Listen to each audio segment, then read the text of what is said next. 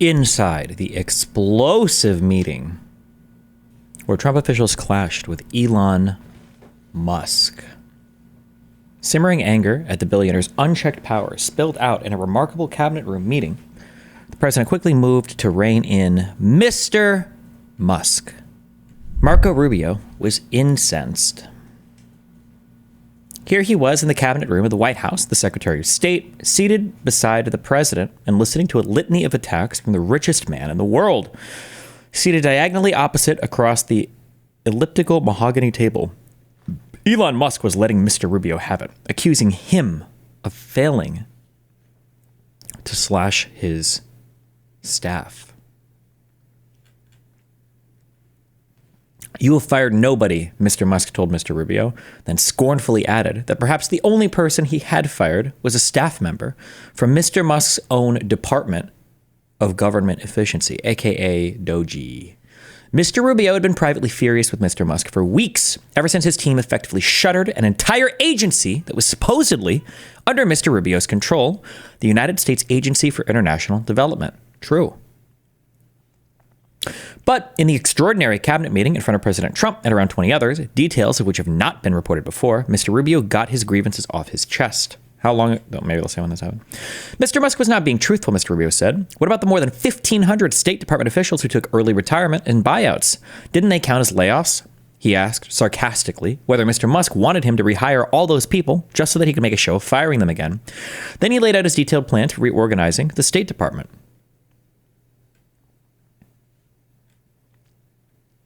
Mr. Musk was unimpressed. He told Mr. Rubio he was good on TV, with the clear subtext being that he was not good for much else. Throughout all of this, the president sat back in his chair, arms folded, as if he were watching a tennis match. After the argument dragged on for an uncomfortable time, Mr. Trump finally intervened to defend Mr. Rubio, who was doing a great job.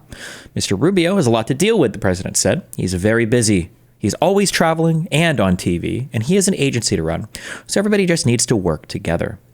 The meeting was a potential turning point after the frenetic first weeks of Mr. Trump's second term.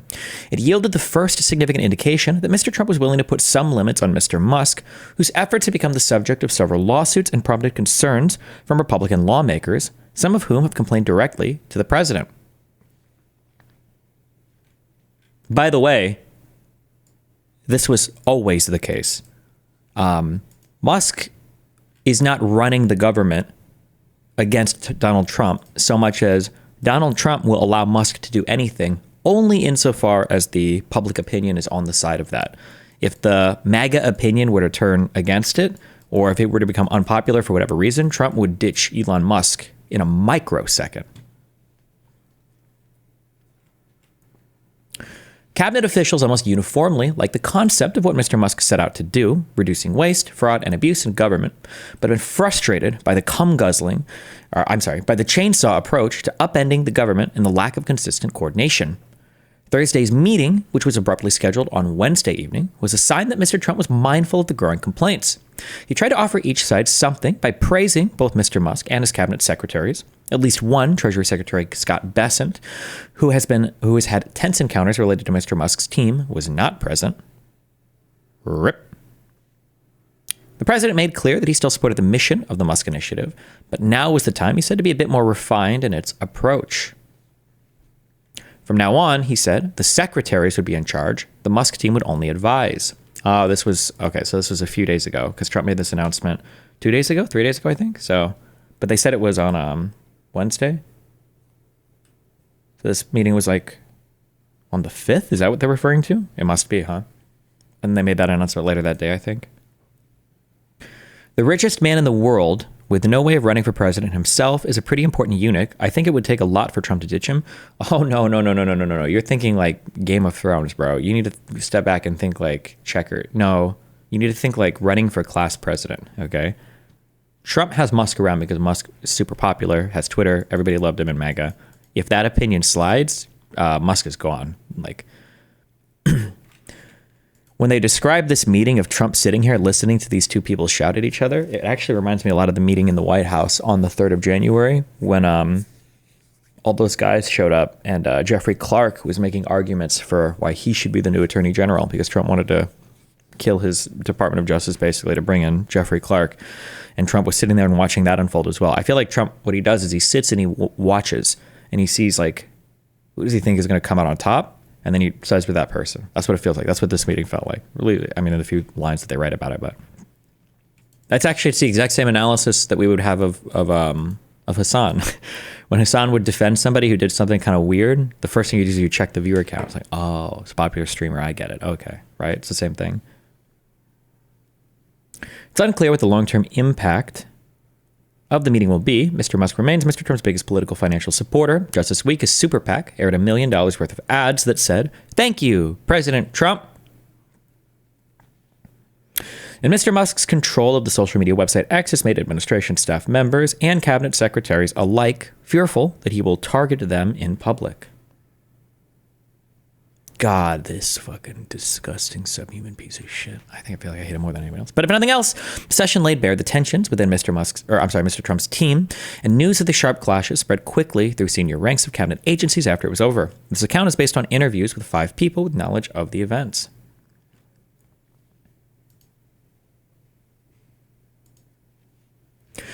In a post on social media after the meeting, Mr. Trump said the next phase of his plan to cut the federal workforce would be conducted with a scalpel rather than a hatchet, a clear reference to Mr. Musk's scorched earth approach.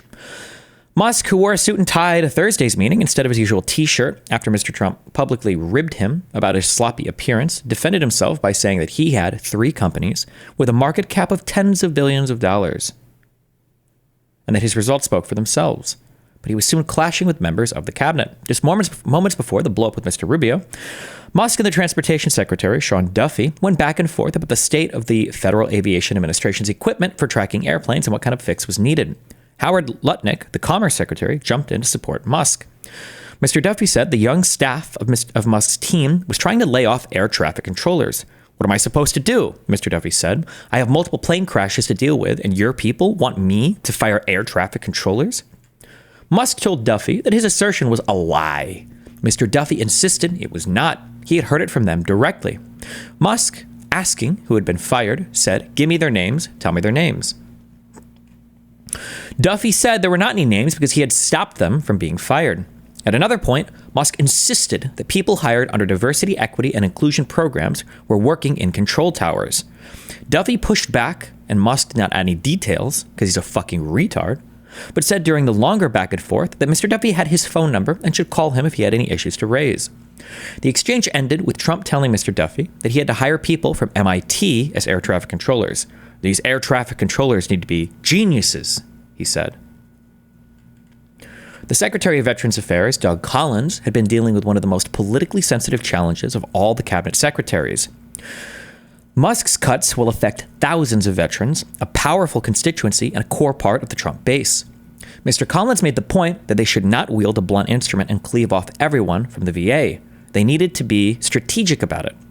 Trump agreed with Collins, saying they ought to retain the smart ones and get rid of the bad ones. Easy. In response to a request for comment from the New York Times, Caroline Leavitt, the White House press secretary, said in a statement,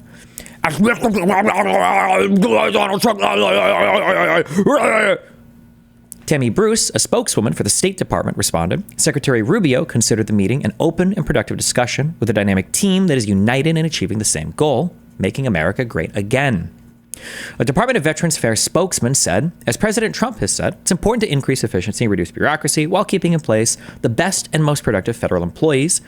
VA is working with DOGE and the rest of the administration to do just that. A Transportation Department official would not comment. Mr. Musk, who later claimed on X that the cabinet meeting was very productive, seemed far less enthused inside the room. He aggressively defended himself, reminding the cabinet secretaries that he had hundreds of Twitter accounts with millions of followers. He knew something about hiring good people. Most cabinet members did not join the fray.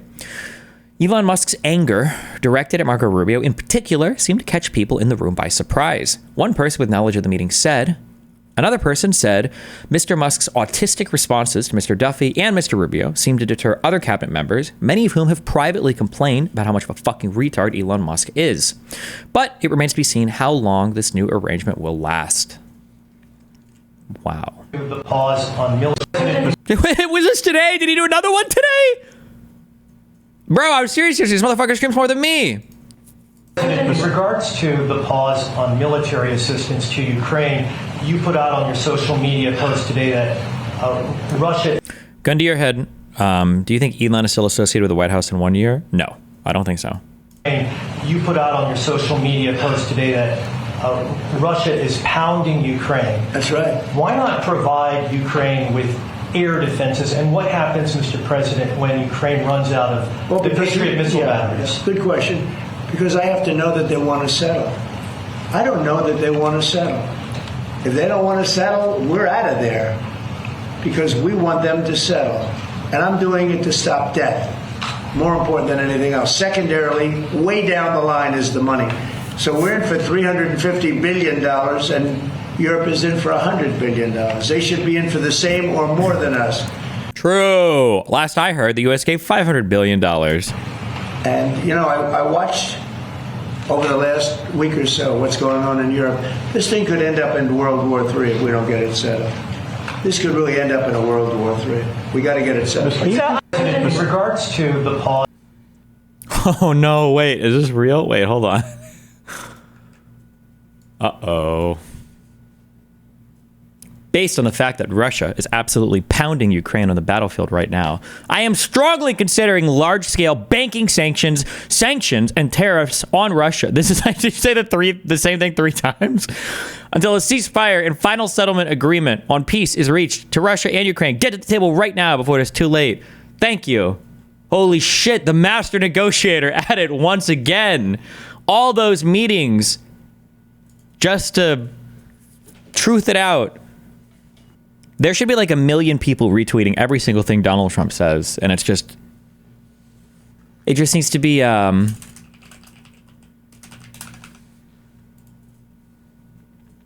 needs to be like a Donald Trump AI face shop on this, and then it just says the art of the deal in all caps, just on every single thing Trump does. That's just what it should be.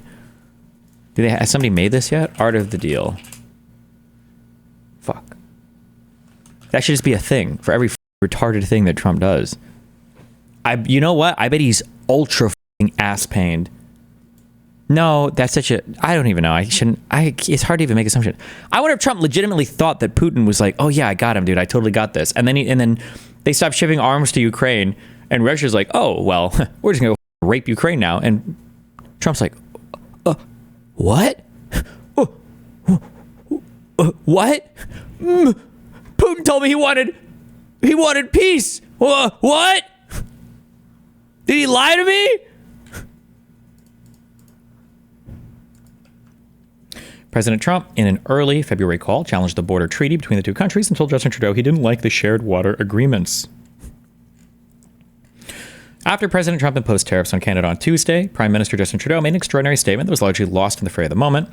The excuse that he's giving for these tariffs today of fentanyl is completely bogus, completely unjustified, completely false, Mr. Trudeau told the news media in Ottawa. What he wants is to see a total collapse of the Canadian economy, because that'll make it easier to annex us, he added.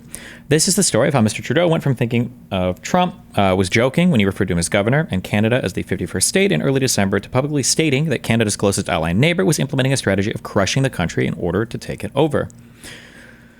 The February calls. Trump and Trudeau spoke twice on February 3rd, once in the morning and again in the afternoon, as part of discussions to stave off tariffs on Canadian exports. But those early February calls were not just about tariffs. The details of the conversations between the two leaders and subsequent discussions among top U.S. and Canadian officials have not been previously fully reported and were shared with the New York Times on condition of anonymity by 4 people with firsthand knowledge of their content. They did not want to be publicly identified discussing a sensitive topic. People are pointing out whether or not Epstein had ties to the Mossad or whatever. That really doesn't matter. Even if he was literally a Mossad person, period. The implication that Israel is somehow controlling the United States government when it comes to releasing Epstein files, that's an extraordinary claim with absolutely zero evidence presented whatsoever.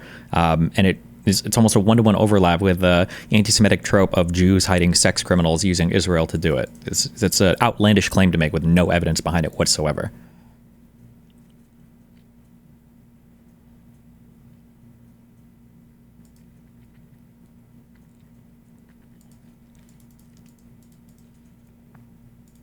Harmless Ghost gifted 5 Destiny memberships.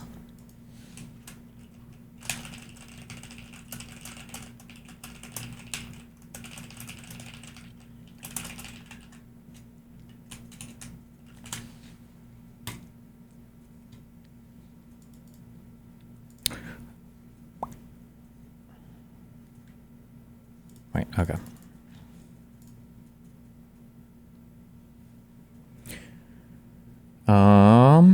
Okay. On those calls, President Trump laid out a long list of grievances he had with the trade relationship between the two countries, including Canada's protected dairy sector, the difficulty American banks face in doing business in Canada, and Canadian consumption taxes that Trump deems unfair because they make American goods more expensive. Wait.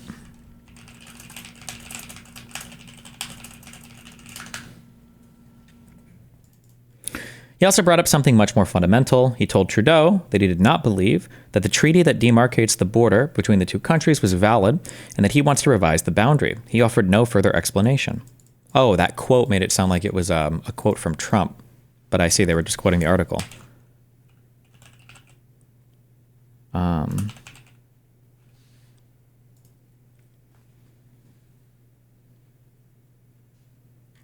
This quote, the way that this is written, this account is a decent account. I think it normally reports news, but this is written very, very, very poorly.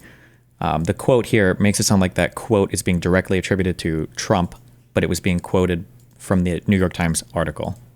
But I guess maybe because the quote includes the word he here, maybe it didn't, but I feel like I could have had that spelled out a little bit more, but whatever. The border treaty Trump referred to was established in 1908 and finalized the international boundary between Canada, then a British Dominion, and the United States. Trump also mentioned revisiting the sharing of lakes and rivers between the two nations, which is regulated by a number of treaties, a topic he's expressed interest about in the past. Canadian officials took Trump's comments seriously, not least because he had already publicly said he wanted to bring Canada to its knees.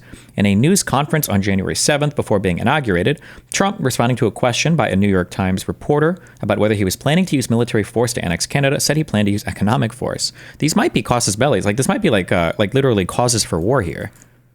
Like, God, Canadian strikes in the video games would be epic. The White House did not respond to a request for comment. During the second February 3rd call, Trudeau secured a 1-month postponement of those tariffs. This week, the U.S. tariffs came into effect without a fresh reprieve on Tuesday. Canada, in return, imposed its own tariffs on U.S. exports, plunging the two nations into a trade war. On Thursday, Trump granted Canada a month-long suspension on most of the tariffs.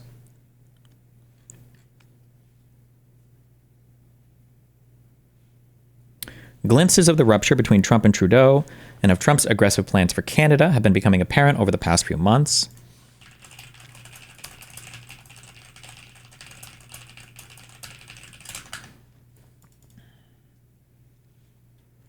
The Toronto Star, a Canadian newspaper, has reported that Trump mentioned the 1908 border treaty in the early February call and other details from the conversation. And the Financial Times has reported that there are discussions in the White House about removing Canada from a crucial intelligence alliance among 5 nations. Wait, what? Attributing those to a senior Trump advisor. They're referring to something called Five Eyes, which is the US, Australia, Canada, New Zealand, and the UK. And we all do a bunch of intelligence sharing with each other so that we can have a bigger brain together. That would be wild. Doubling down, but it wasn't just the president talking about the border and waters with Mr. Trudeau that disturbed the Canadian side. The persistent social media references to Canada as the 51st state and Trudeau as its governor had begun to grate both inside the Canadian government and more broadly. While Trump's remarks could all be bluster or a negotiating tactic to pressure Canada into concessions on trade or border security, the Canadian side no longer believes that to be so. And the realization that the Trump admin was taking a closer and more aggressive look at the relationship, one that tracked with those threats of annexation, sank in during subsequent calls between top Trump officials and Canadian counterparts. One such call was between Secretary of Commerce Howard Lutnick, who at the time had not yet been confirmed by the Senate, and Canada's Finance Minister, Dominic LeBlanc. The two men had been communicating regularly since they had met at Mar-a-Lago, Mr. Trump's home and club in Florida, during Trudeau's visit there in early December. Lutnick called LeBlanc after the leaders had spoken on February 3rd and issued a devastating message, according to several people familiar with the call. Trump, he said, had come to realize that the relationship between the U.S. and Canada was governed by a slew of agreements and treaties that were easy to abandon. Trump was interested in doing just that, Mr. Lutnick said. He wanted to eject Canada out of an intelligence sharing group known as the Five Eyes that also includes Britain, Australia, and New Zealand.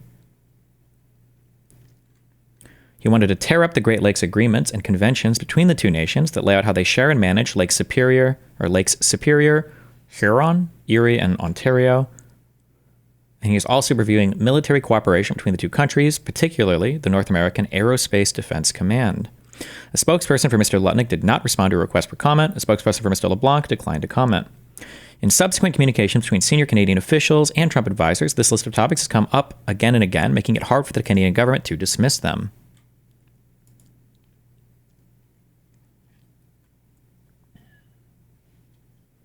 The only soothing of nerves has come from Secretary of State Marco Rubio. The four people familiar with the matter said, Mr. Rubio has refrained from delivering threats and recently dismissed the idea that the U.S. was looking at scrapping military cooperation, but Canada's politicians across the spectrum and Canadian society at large are afraid and deeply concerned. Officials do not see the Trump administration's threats as empty. They see a new normal when it comes to the United States. On Thursday, at a news conference, a reporter asked Trudeau, "Your foreign affairs minister yesterday characterized all of this as a psychodrama. How would you characterize it?" Thursday, Mr. Trudeau quipped ruefully. We watched that. I understand now why we want that Iron Dome. It's for when we start going to war with Mexico and Canada.